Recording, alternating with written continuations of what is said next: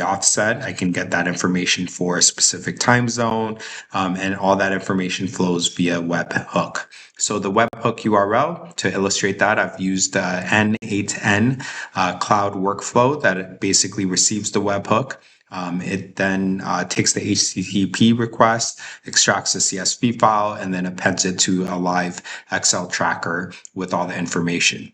So to see this in motion, if I go back to the workflow, and then I basically say run, so I'll run an ad hoc report. I can see that instantaneously a CSV file is being generated that contains the information. The webhook is basically being read, and that information is being added to this tracker. So the benefit of this is, instead of having to monitor all this information in a block explorer, potentially have human error or any types of risks, I now have an automated process for gathering the information I need on a regular schedule.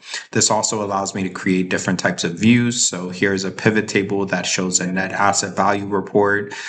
This is a really easy report to generate with this workflow. I'm able to just filter for the latest block and see the latest net asset value for each of the wallets in my portfolio.